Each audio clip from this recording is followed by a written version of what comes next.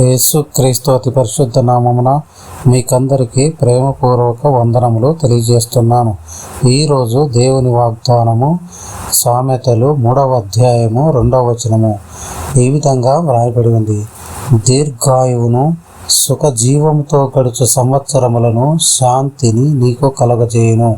మరొక మారు చదువుకున్న వాగ్దానము, దీర్ఘాయువును సుఖజీవంతో గడుచు సంవత్సరములను శాంతిని నీకు కలగజేయును.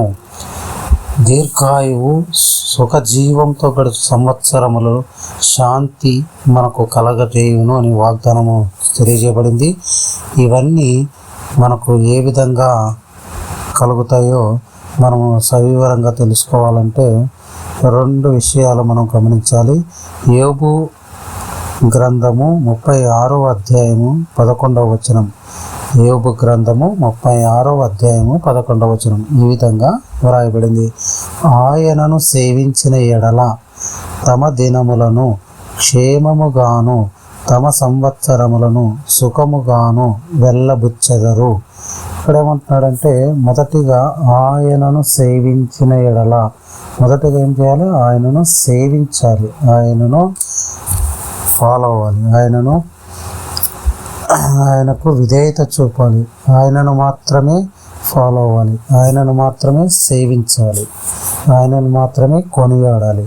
ఎవరు ఆయన అంటే యేసు ప్రభు వారిని మనము సేవించిన ఎడల, ఆయన సహవాసమును మనం కలిగి ఉండిన ఎడల, ఆయనకు ప్రార్థన చేసిన ఎడల, ఆయనతో మనము అనుబంధము కలిగి ఉండిన ఎడల, ఆయనను మాత్రమే మనము దేవునిగా ఉంచుకుని ఎడల, ఆయనను మాత్రమే మనము సహవాసం కలిగి ఉండిన ఎడల తమ దినములను క్షేమముగాను తమ సంవత్సరములను సుఖముగాను వెళ్ళబుచ్చుదురు.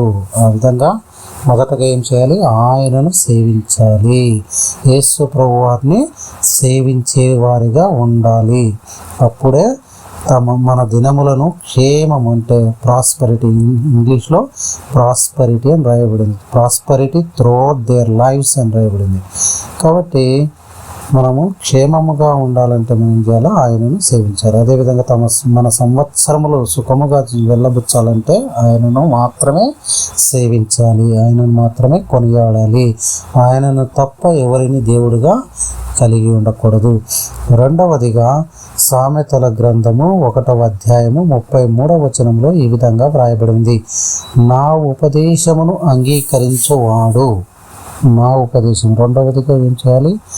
ఆయన ఉపదేశాలను అంగీకరించాలి. ఉపదేశములు అంటే ఆయన మాటలు, ఆయన వాక్యాన్ని మనం అంగీకరించాలి, అంగీకరించి నడుచుకోవాలి. ఆయన ఉపదేశములను అంగీకరించేవాడు అని రాయబడింది. అంటే ఆయన ఉపదేశములను, దేవుని యేసు ప్రభు వారి ఉపదేశములను, ఆయన వాక్యాన్ని, ఆయన మాటలను మనం అంగీకరించి, అంటే మనం విధేయత చూపించి వాటి ప్రకారం నడుచుకునే ఎడల సురక్షితముగా నివసించును. ఎవరైతే ఆ విధంగా నడుచుకుంటారో వారు సురక్షితమైన జీవితాన్ని నివసిస్తారు, కలిగి ఉంటారు. వారు కీడు వచ్చుచున్న భయము లేక నెమ్మదిగా నుండును. వాడు ఏమంటా? కీడు వచ్చునన్న భయము లేక నెమ్మదిగా ఉండును. ఎవరైతే యేసు ప్రభు వారి ఉపదేశములను అంగీకరించి, ఆయన వాక్యాన్ని అంగీకరించి, ఆయన మాటలకు లోబడి ఎవరైతే ప్రవర్తిస్తారో వారు ఏ విధంగా ఉంటారంటే సురక్షితముగా నివసించుతారు. మొదటగా సురక్షితంగా నివసిస్తారంటే క్షేమకరమైన జీవితం వారు కలిగి ఉంటుంది, సురక్షితమైన జీవితం. అదేవిధంగా రెండవదిగా కీడు వచ్చునన్న భయం లేక నెమ్మదిగా ఉంటుంది. వారి జీవితంలో ఎట్లుంటుంది? సురక్షితమైన జీవితం ఉంటుంది. కీడు వచ్చునంటే వాడికి ఏ ఆపదలు, శ్రమలు, నిందలు, అవమానాలు ఏ వస్తావనే భయం అనేది లేక నెమ్మదిగా ఉంటుంట. ఆ యొక్క జీవితం ఏంటంటే నెమ్మది, శాంతిని కలిగిన జీవితాన్ని వారు కలిగి ఉంటారు. అందుకే ఇక్కడ కీర్తనకారుడు 91వ కీర్తనలో 5 నుండి 7 వచనాలు ఈ విధంగా వ్రాయబడినాయి. రాత్రి వేళ కలుగు భయమునకైనను, పగటి వేళ ఎగురు బాణమునకైనను, చీకటిలో సంచరించు తెగులకైనను, మధ్యాహ్నమందు పాడు చేయు రోగమునకైనను నీవు భయపడకుందువు. నీ ప్రక్కను 1000 మంది పడినను, నీ కుడి ప్రక్కను 10,000 మంది కూడినను అపాయము నీ యొద్దకు రాదు. ఇక సామెతలు 1:33లో చెప్పినట్లుగా ఎవరైతే ఆయన యొక్క ఉపదేశములను అంగీకరిస్తారో వారు సురక్షితంగా నివసించడమే కాదు, వారు కీడు వచ్చునన్న భయం లేక నెమ్మది కలిగిన జీవితాన్ని కలిగి ఉంటారు. ఎందువలనంటే ఇక్కడ కీర్తనకారుడు కూడా చెప్తున్నాడు, వారు ఎటువంటి భయం లేకుండా నెమ్మది కలిగిన జీవితాన్ని మనం ఇప్పుడు వరకు చదివిన ప్రకారం రాత్రి వేళ కలుగు భయములకైనను, పగటి వేళ ఎగురు బాణములకైనా, చీకటిలో సంచరించు తెగులకైనను, మధ్యాహ్నమందు పాడు చేయ రోగములకైనా నీవు భయపడకుందువు. నీ ప్రక్కన 1000 మంది పడినను, నీ కుడి ప్రక్కన 10,000 మంది కూడినను అపాయము నీ యొద్దకు రాదు. కాబట్టి నెమ్మది కలిగిన జీవితాన్ని కలిగి ఉంటాం. ఏమిటి అంటే 2 విషయాలు ఏమిటంటే, మొదటిగా ఆయనను సేవించిన ఎడల ఆయనను సేవించాలి. ఆయనను మాత్రమే దేవునిగా అంగీకరించి ఆయనను మాత్రమే కొనియాడాలి, ఆయన మాత్రమే సహవాసం కలిగి ఉండాలి మొదటిది. రెండవదిగా ఆయన ఉపదేశమును, దేవుని యొక్క మాటలను ఉపదేశములను అంగీకరించి గైకొని వాటి ప్రకారం నడుచుకోవాలి. ఈ 2 ఎవరైతే వారి జీవితాల్లో కలిగి ఉంటారో వారికి ఏమంటారంటే, ఇక్కడ మళ్ళా సామెతల 3వ అధ్యాయం 1వ వచనంలో 2వ వచనంలో ఈ విధంగా రాయబడింది, నా కుమారుడా నా ఉపదేశమును మరువకము, నా ఆజ్ఞలను హృదయపూర్వకంగా గైకొనుము. చెమంటున్నాడు, నా కుమారుడా నా కుమార్తె నా ఉపదేశములను మరువకము, నా మాటలను ఉపదేశములను మరువకము, మర్చిపోవద్దు. నా ఆజ్ఞలను హృదయపూర్వకముగా గైకొనుము. నా ఆజ్ఞలు ఏవైతే నీకు ఇచ్చి ఉన్నానో ఆ ఆజ్ఞలను యొక్క వాక్యమును నీ హృదయపూర్వకముగా గైకొను. హృదయపూర్వక మనస్ఫూర్తిగా మనం గైకొనడం అంటే పాటించాలి. మనము వాటిని అంగీకరించి వాటి ప్రకారం నడుచుకోవాలి. అది గైకొనడం అంటే హృదయపూర్వక మనస్ఫూర్తిగా గైకొని ఎవరైతే ఆజ్ఞలను పాటిస్తున్నారో వారి జీవితాలు ఏమవుతుందంట, అవి దీర్ఘాయువును, సుఖజీవంతో గడుచు సంవత్సరములను, శాంతిని నీకు కలగజేయును.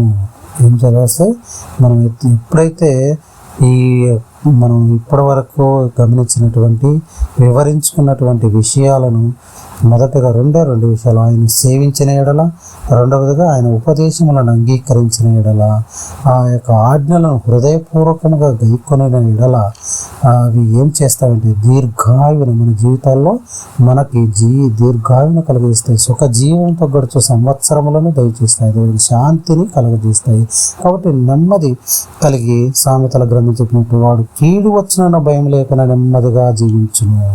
కాబట్టి మనకి ఈ విధంగా మనము నడుచుకునే ఎడల మనకు నెమ్మది కలిగిన జీవితం, శాంతి కలిగిన జీవితం, సుఖముతో గడిచే సంవత్సరం జీవితం, దీర్ఘాయువు కలిగిన జీవితాన్ని మనము పొందుకుంటాము. ఎవరైతే విశ్వసించి ఈ యొక్క వాక్యాన్ని మాటలను వింటున్నారో వారు విశ్వసించినట్లయితే వారి జీవితాల్లో కూడా దీర్ఘాయువు, సుఖజీవంతో గడిచే సంవత్సరములు, శాంతిని దేవుడు కలగజేయును గాక. ఈ యొక్క సమయంలో మీ కొరకు ప్రార్థన చేస్తున్నాం. కృపా కనికరము గల మహామిక్కిలి ప్రేమ గల మా పరలోక తండ్రి, నీ ఘనమైన పాదం బట్టి వందనములు, స్తుతులు, స్తోత్రములనైనా. అవును తండ్రి, మిమ్మలను తండ్రి 2 నిబంధనలనైనా మిమ్మలను సేవించిన ఎడల, మిమ్మల్ని దేవునిగా భావించి మీ యొక్క సహవాసాన్ని కోరుకొని మిమ్మల్ని మాత్రం సేవించిన ఎడల, అదేవిధంగా రెండవది మీ ఆజ్ఞలను ఉపదేశములను గైకొనిన ఎడల, ఆజ్ఞలను హృదయపూర్వకముగా మనస్ఫూర్తిగా అంగీకరించి గైకొని నడుచుకుని ఎడల అవి ఏం చేస్తాయంటే దీర్ఘాయువును కలగజేస్తాయి. అదేవిధంగా మా జీవితంలో సుఖ జీవంతో గడుచు సంవత్సరములను కలగజేస్తాయి. అదేవిధంగా శాంతిని, మా కుటుంబాల్లో శాంతిని, నెమ్మదిని కలగజేస్తాయి, సంతోషాన్ని కలగజేస్తాయి. కాబట్టి నమ్ముతున్నాం, విశ్వసిస్తున్నాం. యేసు ప్రభువా, మీ యొక్క పాదం దగ్గర మా కుటుంబాలని, మా జీవితాలను మీ పాదం దగ్గర వస్తున్నాం. ఈ విధంగా మిమ్మల్ని మాత్రం సేవించి మేము మీ ఉపదేశములను మీ యొక్క విధేయత కలిగి మేము పాటించే వారముగా ఉంటామని నమ్ముతూ ఉండుటకు నేను అట్టి కృపను, ఆ యొక్క దీర్ఘాయుష్యును, సుఖజీవంతో కూడా సంవత్సరంలో శాంతిని మా కుటుంబాల్లో, మా ప్రియుల కుటుంబాల్లో మీరు కలగజేయమని, అట్టి కృపను దీవెనలతో కుమ్మరించి ఆశీర్వదించమని త్వరలో రానటువంటి యేసు క్రీస్తు అతి పరిశుద్ధ నామమున ప్రార్థన చేసి అడిగి వేడుకుంటున్నాము పరమ తండ్రి. ఆమేన్, ఆమేన్, ఆమేన్.